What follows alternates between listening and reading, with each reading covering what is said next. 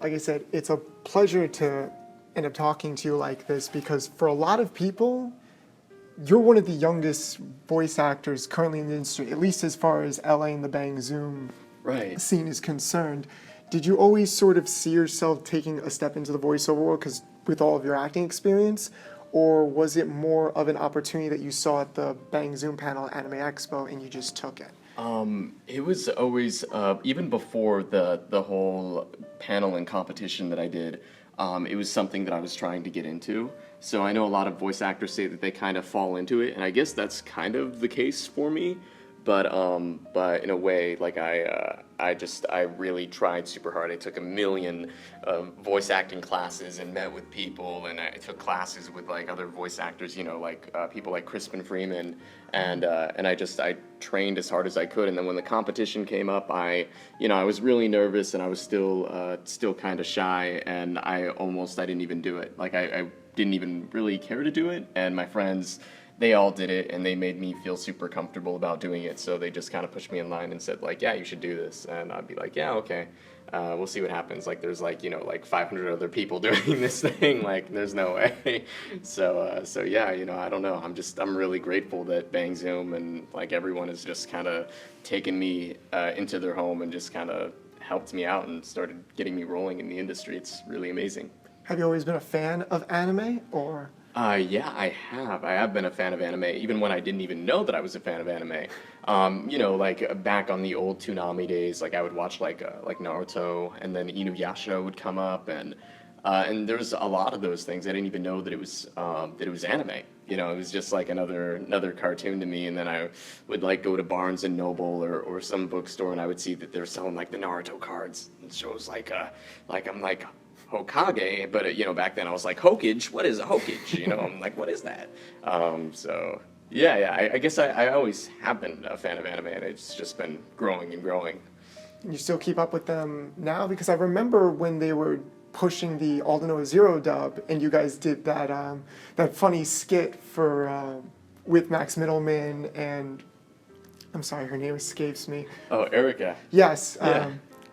You mentioned that you did watch the entirety of the show. Right. Do you do that for all of your? Have you done that for all of your roles so far? It's weird, like for not for all of them, but for actually a lot of them I have. When I still am an avid anime watcher when I can in my free time. Like right now, I've been keeping up with ReZero. ReZero is an anime I've been keeping up with.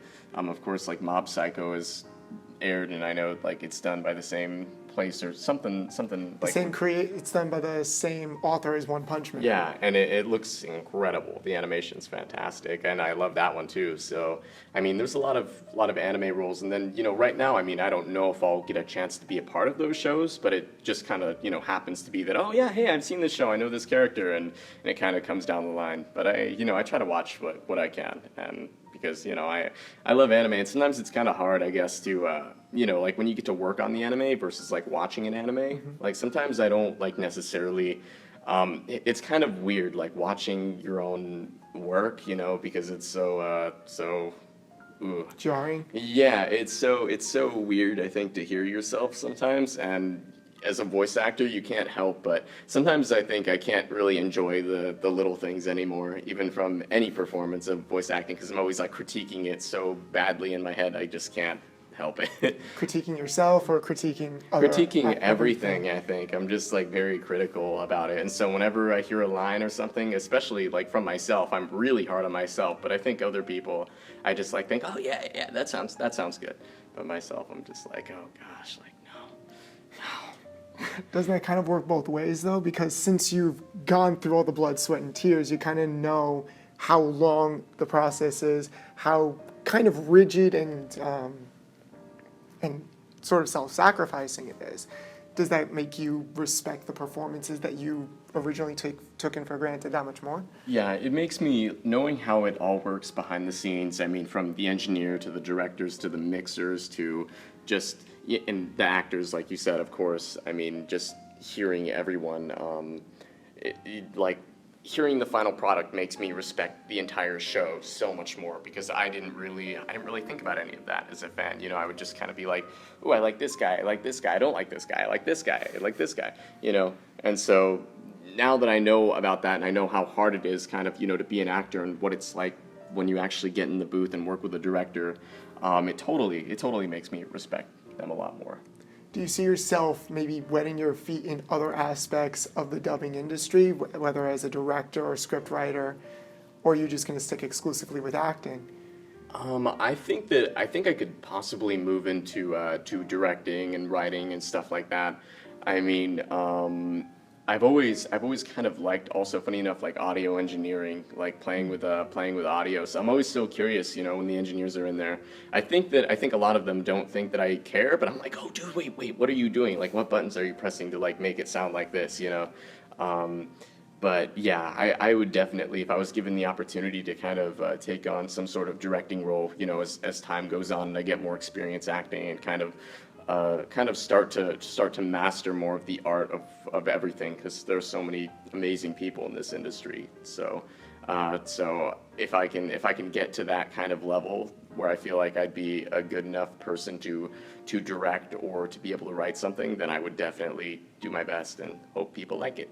Well, what kind of shows do you hope to work on in the future? I mean, you mentioned before shows like Mob Psycho and Ray Zero. Yeah. If those were to be dubbed, what kind of characters would you like to play, or would you see those as the types of shows you'd love to direct? Oh gosh, I think it'd be super fun to direct something like Mob Psycho or ReZero, where it's so ReZero's like so many of the scenes are like emotional and bloody and gory and stuff, and it's just like it's just really really weird to see just to see how crazy the scenes are. I know that directing something like that would be really cool. I don't know if I could really, funny enough, like I don't know if I could really see myself playing any of the characters. I would like to play Really? maybe Subaru, but I'm like, I don't even know about that one. And then like Mob Psycho, I'm kind of looking for something for me. I'm like, I don't know if I can really find anything. Maybe I can play some monster or something in that, but That's funny because even in like the few shows you've done so far, you've displayed an impressive vocal and acting range amongst thank all you. of them. If you just look at some of the three main ones you did, like there's a big difference between Slaine from Aldnoah Zero and Genos from One Punch Man. Right, that's what people say. I see the actors. Some people went in to record and they heard me in their headphones and they're like, who is that? And they didn't recognize me at all. And they're like, "Oh, that's Zach. Wait, what? Is it Aguilar? What? No." And so that was kind of funny. But that's something that I got to do, and it's fun, to be able to, use a different voice. I guess sometimes it's hard, but it's fun. So. Well, that's what it all comes down to. If you don't enjoy what you're doing, what's even the point? Right, exactly. I mean, every single time I go into record and work with these amazing people, I'm always enjoying it. I'm always loving it. I mean, sometimes, parts of the things are difficult to record.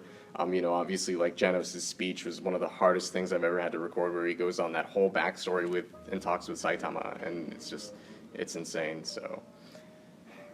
Well, I'm sure a lot of people really respect the work that you put into it, and so far One Punch Man has been doing great on Toonami, and we all look forward to hearing more of you in the future. Oh, thank you so much. Thank you so much for taking the time. Yeah, sure thing. Thanks for having me.